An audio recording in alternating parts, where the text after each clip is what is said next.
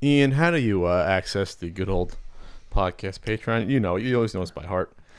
You go to patreon.com/CU podcast. You got it. And there you could look I at almost said podcast. I know you did. And there you can get Ian's weekly writings. Maybe you'll have something lined up for a day or two. You got something in mind, maybe? Yeah, next day or so. Okay. And then you could access the Discord chat, which I haven't been in a week or so. Sorry, I'll get back in there. Ian, you got to get in there as well. I'll dip my balls in. Hey, okay, you can do that. And you can do the voice Q&A we're about to do, and you can access the full video podcast with all our awkwardness. So here's the first question coming at you. We recording? Greetings, Pat. Greetings, Ian. This is Sean hailing from nearby Orange County, California. And I just have a quick question regarding strategy guides. Do you guys feel in this day and age of internet walkthroughs and YouTube Let's Plays and things of that sort, do you still feel that published and printed strategy guides still have a place in this world? Love the podcast, and you guys keep up the good work. Thank you very much. Take care. Bye. All right, thank you, Sean from Orange County, nearby Orange County. Do printed strategy guides have a place in this world? Sounds like a 80s song almost. I think they do. I think just because you can still get a bunch of accoutrements and nice little printed maps and character histories and world histories, depending on what the world is, that it could be entertaining, not just like, text walkthrough with game screenshots. I think there's a place for, you can you can expound upon the lore of the world, and you can do other things besides a straight up, walkthrough guide. I think there's a spot for it still. There absolutely is. So with the text walkthroughs that you find online, the ones that are well written, it's easy to use, but it's nice to always have a color picture when they're trying to tell you where something is. You get that with a video, but then you have to watch the video, or you have to find which part of the video walkthrough pertains to the segment of the game you're in. With a video walkthrough, it's almost like you have to be watching it from the start. Like you kind of want to go on the journey of that game with the person who's writing that video walkthrough. And the big thing that I've noticed lately, with having something like that in your hand, is I've been using an e-reader lately, and it's nice. It's nice to have around. I can have a number of books in my hand. I've been using it instead of checking the internet a lot more at night, but I like to flip back and reference things, and tapping constantly is a lot slower than just being able to flip back some pages or flip forward. And you can't do that online with a video walkthrough. Yeah. And you can't do that with a text document. With a nice guide in your hand, you can flip forward real quick to some appendices, or you can flip back, and you can it's faster, and to me it's always been more convenient. There's nothing really quite as detailed as, like I said earlier, a guide with text and pictures. And like Pat said, you can add a whole lot more. Like an appendix on monsters or something isn't something you're likely to keep flipping to check on a text document, because it's a pain in the ass to keep jumping back and forth. In an actual guide, that's really easy. Slap a bookmark in there, and just they're just way more convenient, in my opinion, than trying to do something online. Books are more accessible than the internet when it comes to information. It's just easier to get it. It's all packed there, and I'm not going to bring up my book. You just did. I'm just saying, because all this information's online. Yeah, sure it is. Yeah. This is that information all online, easily accessible. You can flip through. Sure it is. Next question. Thanks so much, Sean. Hey, Pat and Ian. This is Gizmo from California calling in again. And a few days ago, I think it was a day after, maybe it was a couple days after the Infinity War came out, I was able to watch it with my dad. We both enjoyed it. We both got some laughs, because Marvel movies nowadays have their trademark humor with their references, with their cues, with their lines. They're able to make us laugh as well as enjoy the action, yada yada. But with this in hand, there's talks of Marvel buying Fox. And this might actually give them back the rights to the characters they gave Fox, such as Fantastic Four and X-Men. So my question is, do you think we'll be seeing any X-Men characters, Fantastic Four characters, or anything regarding the Fantastic Four X-Men in the near future? Personally, I think that it should happen. It's a matter of when should it happen. I hope you consider this question a good one and stay frosty. Gizmo, it was a great question. Just got to cut it down a little, buddy. That's all. I had to read it to follow. Thanks so much, Gizmo. So the question is, Fox Entertainment might be sold. It's going to be sold probably to Disney. You know, Comcast trying to throw a wrench in there. I think it's going to be done. Way to deal. go, Comcast. So you're not. Yeah, Comcast are the biggest assholes on the planet already to this. But the question is, will we see Fantastic Four and X-Men? Absolutely, we're going to see them. It's just the timing of when. So right now, what's interesting now with Marvel is that in the past it was always, you knew what movies were coming out 3-4 years from now. Now you don't. Now you just know about Avengers Part 4, obviously Ant-Man coming out in a couple of months. You know about Captain Marvel because they're filming it, and then you know they might be doing like a Black Widow movie. Like that's really all we know, which is not typical of Disney and Marvel Studios, letting know that this is what's coming the next. And there's going to be a Guardians 3. People know that. And a Black Panther 2. But in terms of new properties, and Spider-Man 2. But in terms of new properties, we don't know what's in this mysterious Phase 4. There's very educated guesses.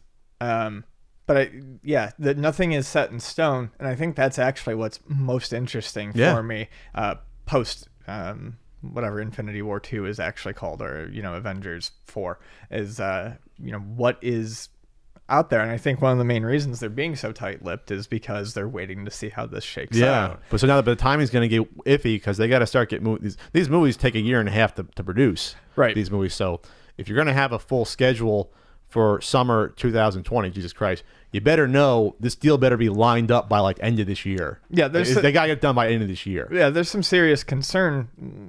To me, I'm concerned because they may wait too long. For this to go through. They may be waiting too long. They may be hedging their bets on this stuff falling into place sooner than it will. And if it doesn't, I'm afraid that's going to lead to an in between rushed period. A bunch of Iron Man 2s and stuff that doesn't really fit anywhere else. Yes, exactly. Instead of having all these movies be cleanly related to one another. Yeah, that's a possibility. It's a possibility, or maybe they know that this might be a couple years off still. So I can guarantee you they've thought for years how to incorporate this. They're smart. They've done this all. I can probably almost guarantee you they have, if not complete scripts written, they have scriptments or outlines of movies already done for X-Men and for Fantastic Four. That's fucking done. They're not stupid.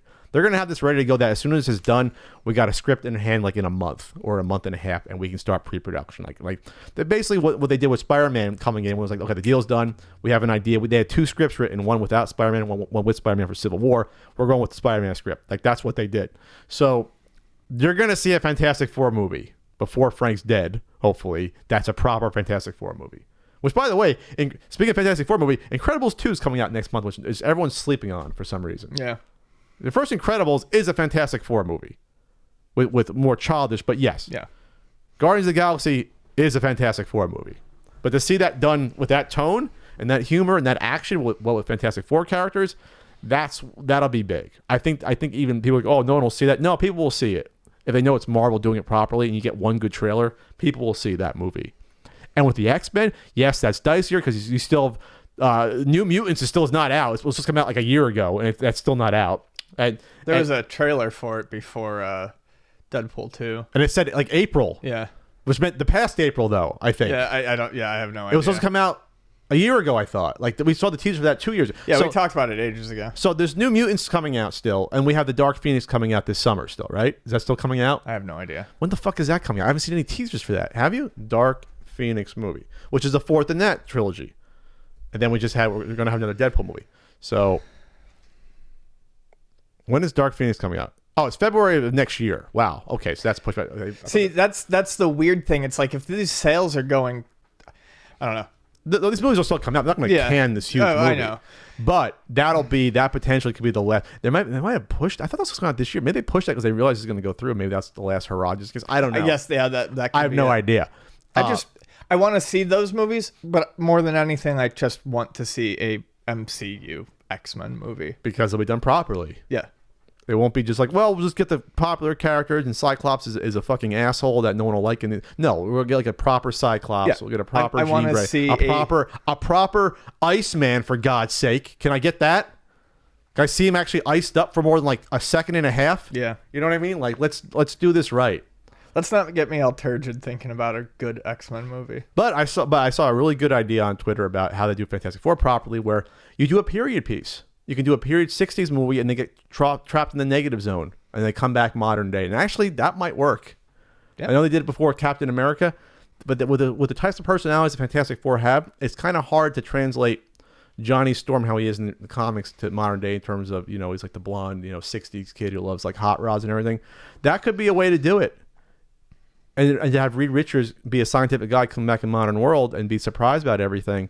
There's a way to do that. Like there is. I think Marvel's going to be smart about it. They can just do a drop in. Well, Doctor Strange is bringing in this reality, and here they are. Like they can always just do that. You know what I mean? Go to the parallel universe, and this universe has X-Men and Fantastic Four. Now they're here. So it's going to happen. You're going to see a Fantastic Four movie. Yes, I'm more than excited for that. All right, we'll do one more question. Oh, hello, Pat and Ian. It's Anthony Stevens from the UK. After a recent experience of buying a second-hand GameCube game from a CEX store, getting it home, and realizing the game disc wouldn't be read because of some deep scratches that were actually on the disc that I didn't notice in the store. I was just wondering what advice you might be able to give when actually purchasing disc-based games from a reseller, perhaps at an event or a used game store, perhaps, please. Because apart from having an LED torch with me with me at the time, and actually asking if I can actually check the disc to see the condition, I'm not really sure what else I'm in my right to ask, really. So any advice would be sort of like appreciated on that. Thank you very much. Bye. Thank you, Anthony Stevens. So, Ian, what some advice for Anthony in the UK here about what to do about his scratchy disc game? I mean, you always ask to see the disc. Always ask to see if it's, see the disc. If it's a particularly expensive game, make sure that the store has a return or an exchange policy in play. We don't normally do cash returns at Luna, but if someone were to buy a stupidly expensive game or a very rare game that we could not replace, there are instances where, obviously we have bent on that. A lot of places will also test the game disc for you, especially if it's something unique, rare, one of a kind. A lot of places have, policies built in that will help you. I mean, does CEX not have a policy like this? That would be concerning. I thought they were a larger store. I mean, there's always going to be some sort of small risk there, but as long as you can, exchange, get another one, or get, as long as there's some sort of no risk policy on your part, getting home with a disc-based game that doesn't work is always going to be some sort of small risk. Now at conventions, that's a different thing, and I actually had a bad experience with that, and I'm not going to mention the people on air because I'm still quite pissed about it. But did they not make it right with you when you asked them? No. Really? Yeah. Are they sellers we're going to see again? Yeah. Okay, we'll talk off air. Anyways, what I would suggest when you're going to a convention is obviously check everything. If you want it, I mean, there's a few things you can do. Look at it, obviously, check for scratches. The big thing I always tell everyone to do is you want to make sure that there's no scratches on the top of a disc. That's the hardest thing. You can't really fix anything that has scratches on the top. On the artwork side. On the artwork side. The reflective side, I find, in my experience, my luck is that light scratches aren't usually going to screw with anything. If it's something you want and it's light scratches and you know a place in town that has a truly professional grade resurfacer, you're probably fine. But take that disc, hold the art side up to the light, like a light in the sky and look through the shiny side on the bottom and make sure you don't see any pinholes of light or slashes of light coming through. If you do not buy it. I don't take risks. There are certain times where that doesn't matter, but unless you have a chance to sit down and thoroughly test that game, I did that. Yeah, Pat's been in a situation my like Bonk that. 3 had 2 or 3 pinholes where I was like, or pinholes, or you can see through, and I was like, uh-oh. But I put the game in, I played it for like 20 minutes. There was no stuttering, so I'm hoping that all the data was on the inner part of the, so it wasn't, it was okay. There are minor exceptions to that, but it's just not something I ever risk, because once that stuff starts to peel or flake off too, it can get worse. Yeah. So, I mean, that's a big thing for me. But, just make sure that if you're buying it from a store, make sure it's a trusted store that's not going to screw you over if you need to make an exchange, or especially if it's something that's very unique or one of a kind and you don't think you're going to get back in, you can, get your cat money back. Thank you for your questions. The CU Podcast Patreon hotline.